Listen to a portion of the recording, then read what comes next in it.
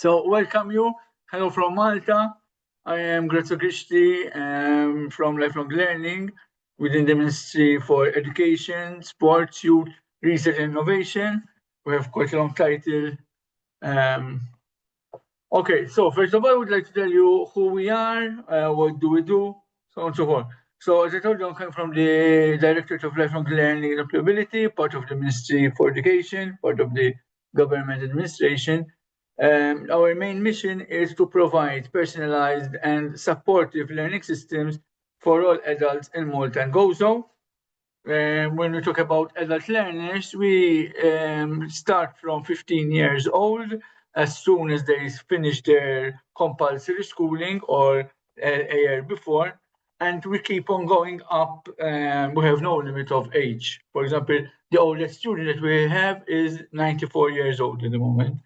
And we teach a wide variety of subjects. We have crafts, we have artisans, historical and cultural subjects, we have STEM, technology, languages, a wide range of technology, and then we also teach basic skills, which we'll be talking about today. And we have different levels of courses as well, and also different modes of teaching.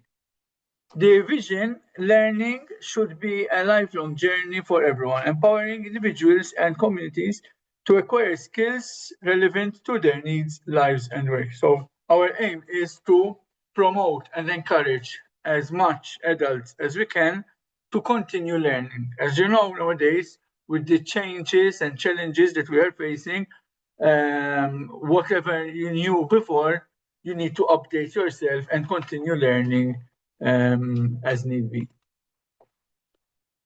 So what do? We have over 70 plus subjects, courses ranging, as I told you, from basic skills to higher academic levels. We provide dedicated guidance to help adults navigate their learning journey. So we have a team of guidance educators where adults who, first of all, I forgot to mention that we believe also in the second chance. So those adults who failed in their compulsory schooling and they need to learn something, or perhaps they need to start learning basic literacy or basic numeracy, they don't know from where to start. They have some fear from schools, so they come a bit, in an awkward situation. But we calm them down. We give them advices. We have also professionals who would like to change their career.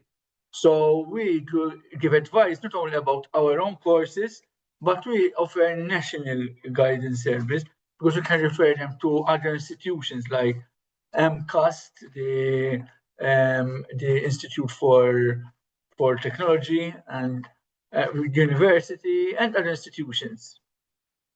Okay, and we also manage over 150 online courses and 400 plus face-to-face courses. As you'll see after, we give different modes of courses. We have online, either live, as you do the presentation now, or else self-paced. You do the course at your own leisure, depends on your schedule of work. And then we have also face-to-face where the learners come to the centers. We have a lot of centers around Malta and Gozo. And we collaborate with several entities because we use premises like local councils and more than Gozo, NGOs, so on and so forth. So we are quite busy collaborating with everyone. So to set things clear, what we believe is basic skills, the definition. Basic skills include the basic literacy, numeracy, and digital skills. But in Malta, we consider also financial literacy as also a basic skill, because from our experience, if you don't know how to manage your money, it doesn't matter how much money you earn. Okay, you can earn 5,000 euros a month, but if you don't know how to manage them well, you can spend them in 1 or 2 days. So basic financial literacy for us is also a basic skill. Together with the digital literacy, nowadays you cannot live without digital technologies, literacy, languages, in our case, and numeracy.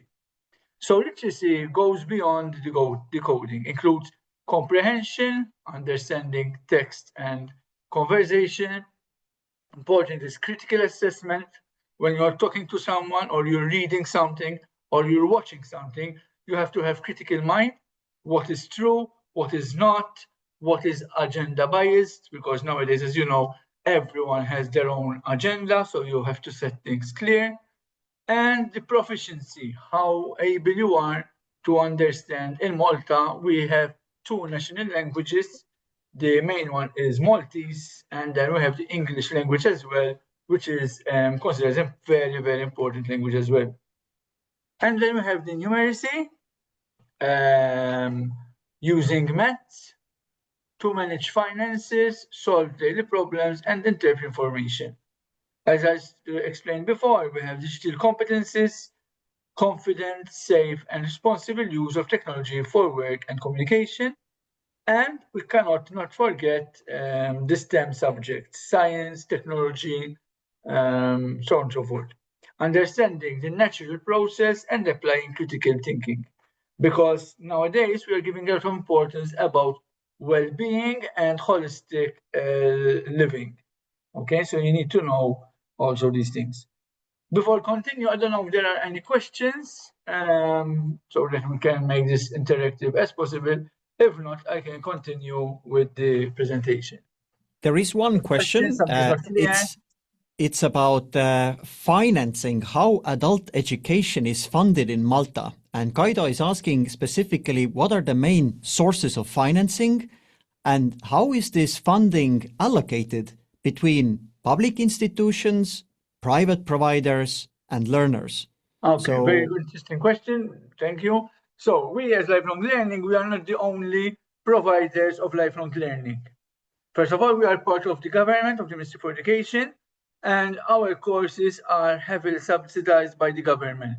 Our courses can be either free, basic skills are given for free to anyone. Then we give free courses to migrants, to those who come to Malta without any, with a lot of difficulties, and also to older people over 60, and also those who have a disability or illness, so on and so forth. But for the others, these courses are very cheap. Cheap is a bit negative word. Lower at expense, because they can vary between 14 euros up to 42 euros. So to do a course for a whole year for 42 euros, it's practically free. And courses, as I mentioned, we have languages, we have the basics, but then we have also very good courses like home design, interior design. We have programming and languages, okay? If you do an English course, all right, if you do it privately, you may need around 1,000, depends on the course, starting from 500 up to 2,000 euros, if not more, depends on the level. But with us, with 40 euros, you can do a course for a whole year. So that is us, this heavily subsidized. But then there are schemes offered by the government. There are other entities like Jobs Plus who work directly with employers and employees. And those, the government have a scheme where they pay the learner to learn. They give them around 10 to 11 euros per hour for the course that they are attending, and they pay also the educator. Also, there are other schemes like Get Qualified, where you choose any course, even from private entities, and the government will pay 70% of the course. So of course you pay it, and then 70% of the course, it will be deducted from the taxes. And there are also a lot of EU funds, a lot of schemes. Nowadays, the government is, it was always like that, but nowadays, we see lifelong learning and training as investment in the human capital, because we, perhaps like you, We don't have too much resources. We don't have oil, so Trump won't come to steal the island. We don't have oil, don't have natural resources. We only have human resources, the people. So we invest heavily on the skills and competencies of the people. Any more questions before we continue? So do I understand that in some cases the students actually get paid by an hour? It's like a salary for learning in a sense. Depends on the scheme, because there are schemes that they do them after work and the government pay part or pay 70% of the course. If they do the courses with us, it's heavily subsidized, so they pay either get it free or pay minimal fee of maximum 40 euros. If they do the course with Jobs Plus, they are completely free. And then there are also schemes where the government pay around 10 euros to the person who's attending the course for doing the course, yes. There are several schemes, and the government, as time goes by, they always come up with new schemes to encourage people to keep on learning. What has been some good ways of involving the private sector training companies into this skill development? So, of course, the government alone cannot work. I don't know if you have the same issue, but in Malta, the greatest problem, we have two problems actually. First of all, as we'll see later, there are people who are hard to reach. So when you create a scheme or create a course, the people who you really want them to join, you have to really make a big effort to drag them to do the course, because there are different situations. But we also have a situation where we have a difficulty to find tutors. And you cannot be good in everything. So if there is a scheme, for example, at the moment, the government, we as part of the government, we are promoting courses related to AI. Now, AI has been with us for more than 5 years now, but the more you know, the more you need to know more. And in Malta, there are only few who are really professionals and well known to teach competently AI. So in these cases, when there are these kind of subjects, we partner with private entities who they would have also their professionals to help out to participate. Also, the private companies, as you know, I can't say they're all after money, but after all, their aim is to make profit and very good profit. So for them, and if you do a course privately, it is not cheap. For example, if you do digital marketing, I did it as well, diploma in digital marketing, it cost around 1,500. Okay, so people who really want it because they need to join to work in that area, they might make a sacrifice and fork out 1,500. But to fork out 1,500 is not easy for everyone, and some people don't even have them. So these private companies have interest to partner with the government, and the government will subsidize these courses. For example, the company will still receive 1,500 euros, but perhaps they would receive 500 from the person and 1,000 from the government. So it's a win-win situation. Of course, the government is not an entity that forks out money, but at the moment it is seen as like that, because there is high interest of investing in people, and there's a lot of opportunities where you can get paid or get money or get subsidies to do the courses. There is one question about the skills. You currently have defining basic skills. You have literacy, numeracy, digital competence, and STEM foundations. Question for Marika comes that, what about learning skills? Are those included as well? Learning skills meaning that ability to learn. Are these part of the basic skills, or? So there was going to be a slide later. So we have different kinds of skills. Now, the learning is so complex that you cannot put a kind of learning in a box and say this is this and this is there. Because learning is complex, and if we are here I don't know how many people we are. If we are 40, there are 40 learning methods of how we learn, okay? So there are the basic skills, and then there are the transversal skills, and there are also the technical skills. The learn how to learn, is considered more as a transversal skill. It is also kind of basic skill because, as I told you, there is gray shades of gray to make it like this. Because where is the fine line between transversal skill and basic skill? We consider it as basic skill, as we see, is step one to start moving in the learning journey and in your life. So if you are a person where you have lack of knowledge of numeracy, lack of knowledge of how to use a computer, so you have a computer, don't even know how to use the mouse, you don't know even how to use so you have smartphone, for example, you don't know exactly how to use it, or social media. So you cannot learn, for example, you cannot take online courses. If you don't know how to read and write, you cannot take any other course, because writing and reading and listening the language is step one for any kind of communication.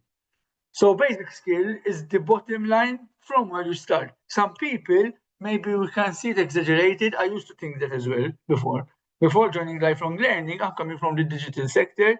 I was in digital literacy.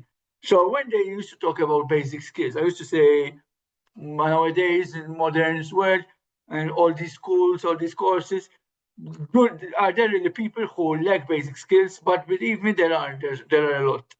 So the basic skills are the groundwork. Then there are the transversal skills. As we said before, your critical thinking, learn how to learn, communication, so on and so forth. There are so many transversal skills. So learn how to learn. There's no course on its own, standalone, teaching you learn how to learn. As I said, if we are 40 here, if we are 10 or we are 5, all of us learn differently. But the eagerness, the will that you keep on learning, that motivation is instilled. And we teach transversal skills, or else we polish them through other courses. For example, through languages, we teach how to communicate effectively, how to write an effective email, how to do a CV, how to study, how to revise, all right? In financial literacy, we learn how to do a budget, how to read prices, perhaps learn about some digital currencies like Bitcoins, or not to become professional or trader, but at least if you receive a spam or fish email, all right, invest in this, click here, click there, you would know that think twice before you click or before you believe something. Always as regards AI, if you see the politician, the Prime Minister of Malta, the Prime Minister of Estonia, on the computer doing a message, for example, tell you, it happened in Malta, he will tell you, invest in here, fork out 5,000 euros, in 1 year the 5,000 euros will become 10,000 or 30,000. You would know that nowadays with AI, you can make the face of the Prime Minister, of the Pope, of Trump, all right, moving and saying whatever they want. Okay, so these are transversal skills, but it's difficult to draw a line. And then there are the technical skills. If I work in a factory, I need to really know the job that I want to know. If I am working computer, I need to know how to save, how to send an email, how to respond to the telephone, how to send an email in a professional format, you know. And nowadays, we also learn how to use also AI tools. Nowadays, it's not a secret, you can use AI tools like Copilot and Gemini and ChatGPT and so on to help you to facilitate the work as well. So we have a few minutes left, and we would to focus on the basic skills guidelines. If you can share them, that would be useful. Yes, so I go fast in this. Okay, man, I'll minimize this and I continue. So basic skills, as we said before, they help you in personal growth, democratic participation, because living in a democratic country, as we are seeing at the moment in global development, is a privilege, and we need to treasure it. And to become part of the democracy, you need to know how to read and write and critical thinking and the bias behind what's going on the media, economic impact, and the bridge between basic skills and transversal skills, problem solving, so on and so forth. Okay, there are European and global challenges and targets, like there are 60% of all adults in Europe, they must participate in training every year. Okay, so we're going to go in those.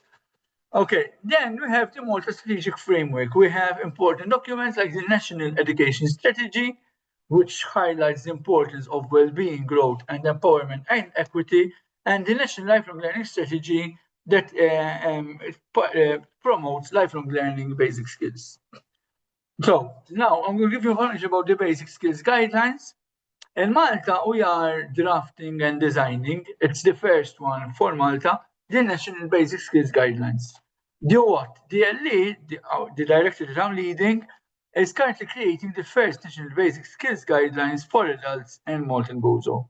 Why? To standardize adult education and provide clear roadmap for stakeholders. There are so many entities and so many NGOs and so many organizations who provide training or try to provide training. But as you know, if a person doesn't know how to read and write, or has a difficulty to read and write, or has fear from learning, if there is someone who's trying to teach him in the wrong way or treating him badly, instead of giving him a positive experience, you continue dragging him down. So there should be some standard and some guidelines to help all who have good intent to do the job properly. How to do it? First, we're doing desk research and mapping existing provision. What is out there? What basic skills exist? The definitions, what Estonia is doing, what Europe is doing, to give an example, and other countries, and what New Zealand is doing. And we're seeing comparing and contrasting basic skills out there, who did what, so you don't invent the wheel. Then we will do the actual design, actual writing of the National Basic Skills Guidelines. Of course, it's not a one-person show, but it's a whole team. But also we need to consult with key stakeholders. So we will discuss with the employees, with the employers, we'll discuss with the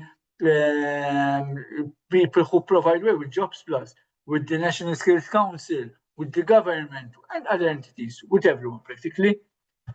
So consultation and discussion is very important, because we need this document will be owned by everyone, not just of one person, because if you have ownership, everyone can participate in it.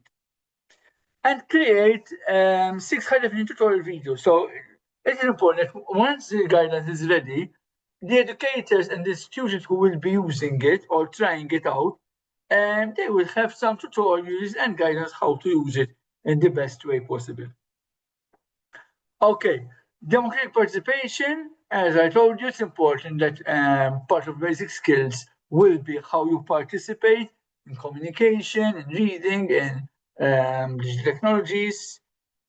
The new guidelines are being built on stakeholder consultation. I told you the most important is to bring in as many ideas, as many entities as possible, because it should serve as a platform where everyone feels ownership as well. So every day, what are the targets? Like reading short text, like shop signs and ingredients, is considered as a basic skill. Work life, understanding safety warnings, for example, this is also considered as a basic skill. These are just simple examples.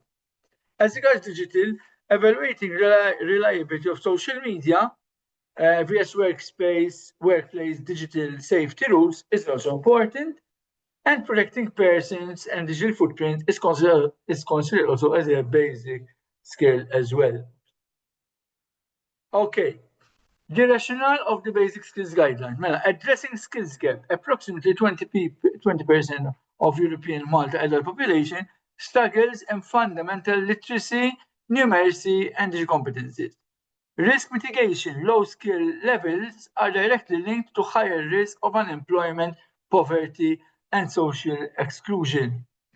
Policy cohesion. There is a critical need to move from independent sectoral efforts to a coordinated whole-of-government approach. Nowadays, we are moving away from different silos, different organizations working on their own, and we are finding common grounds, and we are creating working groups where different entities come together and work together. Because, first of all, it's efficiency, okay? Not duplicating work. And the work will be better and has the ownership of everyone. And also standardization to create the national consensus of what constitutes basic skills and establish clear standardized learning outcomes. My consideration, of course, we have national important documents like the National Education Strategy and National Lifelong Learning Strategy and the Malta Vision 2050. The Maltese government, together with the entities, we created a vision where we would see the country around 2050. Of course, we have to then break it down. Of course, you need to improve the work-life balance, the well-being, so on and so forth. Evidence-based mapping, developing starts of rigorous needs analysis. First of all, we need to see what is out there and what are the needs in the society. Universal design for learning and contextualization, a focus on ensuring that learning is relevant to both everyday life, like reading a recipe, for example, and work-life, understanding safety warnings.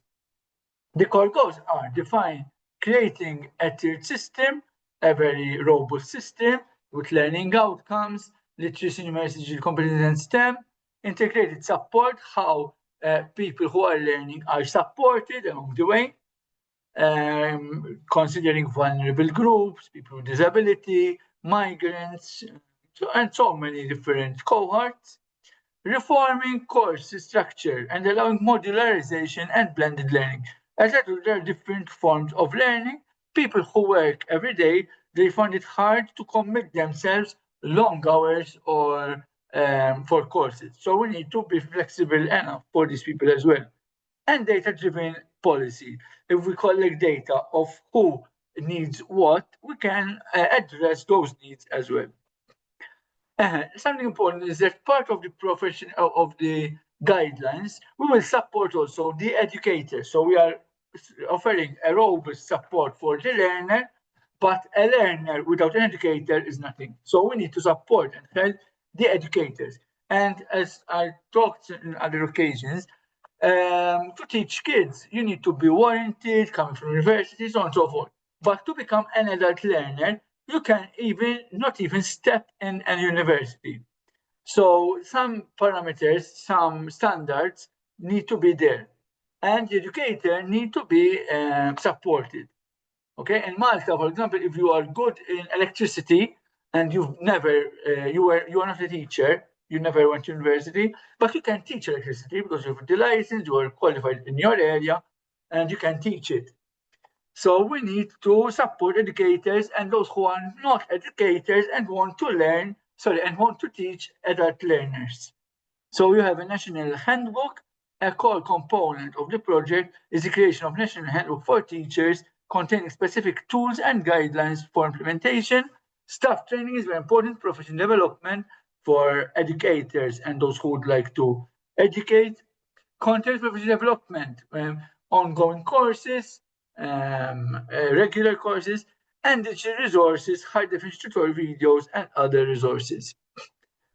Community-based, we have partnership expansions. As I told you, we need to involve as many people as possible, community organization, stakeholder consultation, outreach and awareness. We need to have a positive branding. You know, you have to have, you need to do things right because you need to succeed in this project. And transverse inclusion, you have to include, including migrants, early school leavers, individuals with chronic disabilities.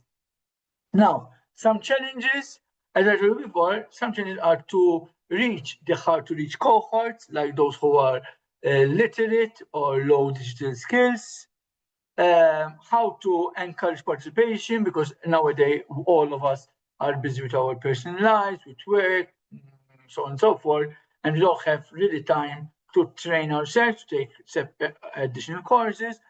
and bridging the gap between general secondary education and VET. As quick recommendations, we are moving to modularization. Instead of going for longer courses, we're splitting them to shorter courses. So it will become like building blocks. I can do a small course, and then I can do the second course, and they can join and be considered as one complete course. Blended learning, different modes of learning, face-to-face, online, self-paced, interdisciplinary teaching, embed basic skills with vocational skills.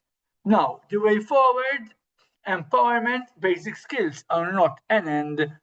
They are the starting points for a refined comprehensive framework. As I told you, basic skills are the step one for more learning and to succeed in life after all. To be happy with your life and to be happy with your achievements. Commitment to ensure every Maltese citizen, regardless of age or background, has the right to fulfill their potential, and collaboration, working with European Basic Skills Network, EU Adult Agenda, EPAL, and other European entities for evidence-based reform.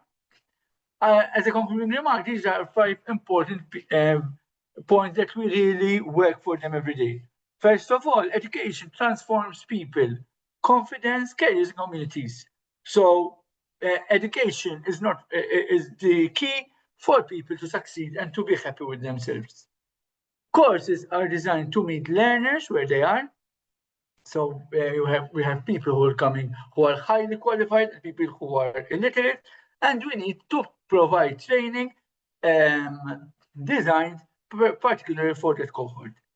Accessibility, personalization, and progression at the heart of all we do, because we need to make all the courses accessible and personal as possible.